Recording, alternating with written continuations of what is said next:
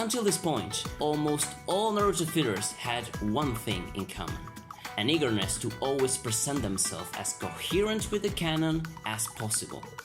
The objective always was to be a complement of the main plot, something that could easily blend in as just another episode. This hugely affected their feel of action, since they had to be extremely careful with what they added in the story so it didn't contradict the canon, present or future. That's why, to achieve this, the creators of the filler created a safe formula filled with characters that no one knows or cares and with plots copied from the canon. But much worse. So neither Naruto nor any other characters changes and develops differently from what the main plot plans. A formula that it has repeated so many times that eventually the spectator already knows in the first minute what's gonna happen. Wow, that's funny.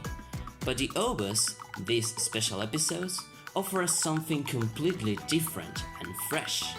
In this video, I will be examining every OVA starting from the third one and so decide if I recommend it to you or not. And what a better way to start than by examining what probably is the most bizarre of all.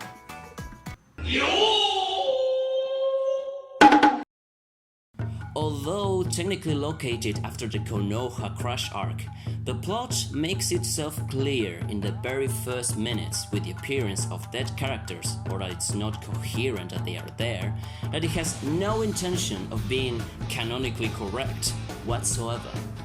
Naruto, wait, that guy is... never mind.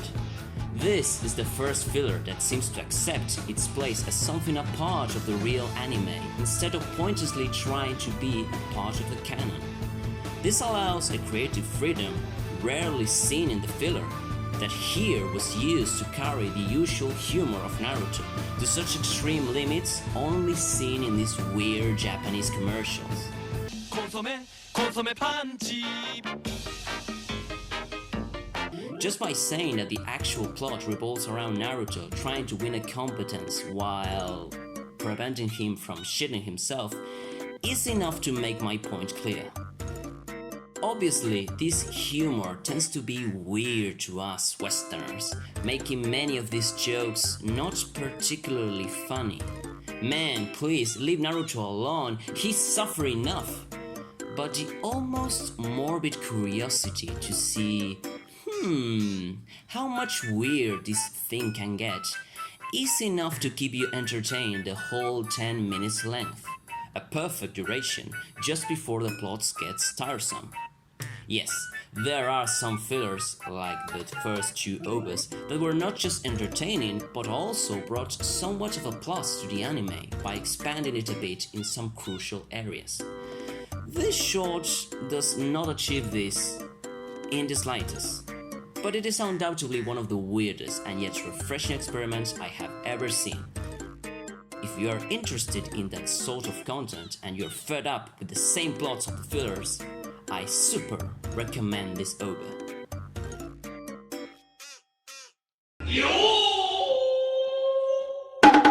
The fact that a totally unique episode comes as a bonus for buying a game from the franchise, it's in itself a great thing and something already worthy of merit. Yet, we are barely scratching on why this OVA is so special.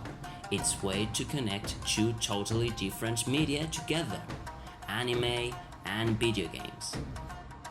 Although it's true that their attempt to give a coherent explanation on why random people are destroying their faces is rather lame. God, how many times are you gonna invent a tournament? Think something else!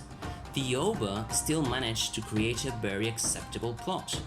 The sole fact that it creates a story using many of the rules of the video game is not just original, but also admirable. Yet, the OVA goes even beyond that, because it not only introduces the topic and logic of the game, but also the possibilities that it offers. We will not only be able to replicate all the great battles of the anime, Naruto vs Sasuke, Kankuro vs Shino, but also totally random encounters that could only exist in what-if scenarios. Neji vs Asuma, or my personal favorite, the mighty Gaara against... who are these ones again? And there's still more. If you want to know the end of the OVA, you'll have to finish the game in your own way. Yep, an incredible way to encourage the player to go through the campaign. Sadly, this is something we barely seen in media, especially in all those franchises that want to have multiple products in multiple platforms. Maybe that's the reason they always perform so poorly. And that's why I appreciate this OVA so much. In itself, it's just an average entertaining story, quick, easy and yet forgettable. But thanks to the firmness of the screenwriters at playing with their limits, at blurring the rules on what an episode can or cannot be, it was possible to create this mix of two different genres. A mix that isn't just fun, but that also perfectly introduces the game that goes with it. Of course, I think this short can be surpassed in all these aspects in the future.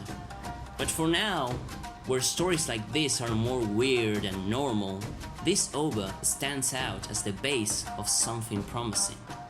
Recommend it.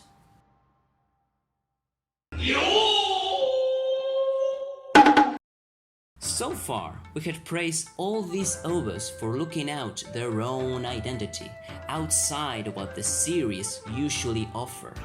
And here they try to do that once more. Only this time, it doesn't work. The idea was to create a funny satire of a specific genre of anime known to be the exact opposite of shonen, the shoujo, that usually revolves around romance in high school. To that end, they decided to make a summary about everything that happened in classic Naruto, but now adapted to this new genre, and, you know, accompanied with the usual ludicrous situations played for laugh.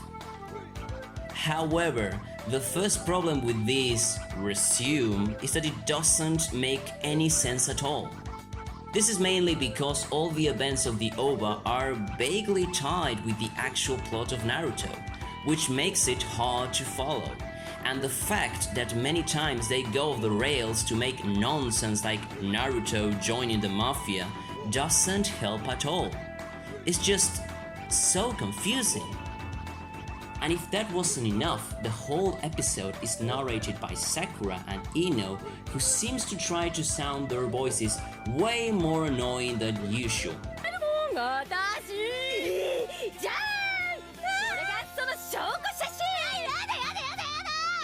Shut up! Seriously, it's unbearable. If by minute 5 you haven't killed yourself, you'll do once you hear all the terrible jokes they made every single minute. What is this? A joke that makes fun of trans people? Wow! Ha ha ha ha ha! Funny! Still, the main problem here is that the OVA is boring. Very boring. The script is stupid, not funny, and an incomprehensible mess. It looks like a sketch where they just throw general ideas and that's it. It's like discussing writing with an 11-year-old kid. But by far the worst thing is the animation, or should I say, the lack of it. It's just an animatic, static images in white and black that just goes one after the other without actually animating anything. All this combination results in the so far most boring OVA of all, and perhaps one of the worst fillers ever in all Naruto. Please do not watch this crap.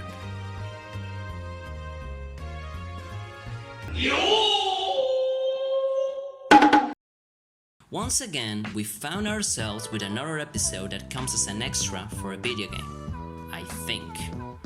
Just as I said with the fourth OVA, I find the use of this practice as something inherently good and already worthy of merit. Yet, that's all the good things I have to say about this episode. While in the again fourth OVA, the writers put all their energy and freedom into creating such a weird and yet innovative story, here they spend all that in the technical aspects. Yes, the fact that they use the own graphics of the game to animate the OVA is a risky and yet interesting and even admirable idea. But the result is bad. In a film so charged with fights, you could see how limited it was at portraying them without being boring or visually rough. There's a point when the combat becomes incomprehensible due to the fact that because they couldn't animate various movements in a pleasing way like the anime, they had no choice but to make those horrible close-ups to the face of the characters so we can imagine what's going on. The thing is that those graphics are for playing, not watching. But the worst part is how they animated the characters' faces. If they had focus on characters that don't express much, like Sasuke or Kakashi, there wouldn't be much trouble. But since much of the attention inevitably goes to Naruto, a very expressive character, we had a free ticket to the gorgeous land of the uncanny valley every time this guy opened his damn mouth. Then we have the script, and oh boy, there is no innovation nor originality to be found. Located after the Land of the Waves arc, the story is just your usual filler episode. There's the cliché, evil, super bad, mean guy with no deep whatsoever, who is accompanied by the usual evil, bad minions. The big guy and the woman, who are just as bad written. They plan to do something evil and they are eventually stopped. That's it. There is not much else. They do present a side story about a rescue, but it seems they forgot about that by the middle of the episode. So, None of the main characters that we know came out of their stereotypical boxes. Sasuke is edgy, Sakura is bossy and useless, and Naruto is just Naruto. But beyond being a very lazy script, I hate the fact that it spoils important parts that will happen later in the Chunin arc, even to the point of contradicting some stuff and making it confusing. I get that they assume that by now everyone knows what happens there, but if you can choose to put your OVA in whatever chronology you want, at least respect it. Don't ruin it for those who didn't see it. But, you know, whatever. This is one of the most boring OVAs, and no, I don't recommend it.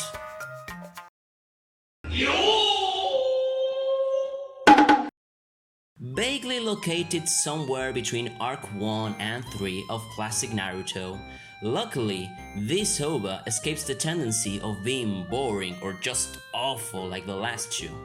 It throws away all the pretensions of fitting in the lore like the previous one, looking instead for the simplicity of a story that literally doesn't aspire anything other than just being fun.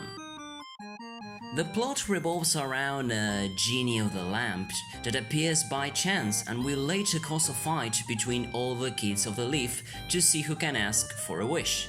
A confrontation that ends with Kakashi getting the last wish by accident after asking for a drink out loud to the dismay of all the kids. See? A simple story. While most fillers would have spent tons of time explaining why the genie exists and why it makes sense in the lore, the first signs of trouble came with the sudden death of our previous leader, Lord Owashi. As to who would take over the leadership, it was between his son, Lord Sagi, and his most trusted advisor, Lord Kome. Lord Kome argued that Sagi was far too young to assume the role, and there were many who agreed with him. Nevertheless, Lord Sagi... Here they throw it out of nowhere, and that's it. Time to move on with the story. Other fillers would also have introduced new characters that would disappear as soon as the story ends, just to stretch the story. I'm looking at you, Hamachi. But here is different. The OVA has a frantic pace. It knows it doesn't have an interesting script, and so does everything it can to move as fast as possible, keeping everything fresh and new, and preventing that you get bored. One of the key to achieving this was using characters from the canon. They need no introduction, you can put them to fight each other with no explanation because you already know them. The interaction between them, the main pillar of the OVA, are fun to watch because we already grow fond of them. We know their dynamics and so on. Yes, the viewer eventually loses interest if you don't offer something new in this interaction. But again, before you feel that, the script has already jumped to another character, and to the other, and so until the OVA ends. Yet, despite everything I said, I'm not sure if I can recommend this. Yes, it is entertaining, but it doesn't go anywhere from that. It lacks that bizarre and groundbreaking spirit from the third and fourth OVA. It contends to be just a normal story, no more, no less. And so there's nothing memorable here. Still, it's far better than maybe 70% of all filler, so cheers to that. And that's it. Thanks for watching, and I see you in the next video. Bye!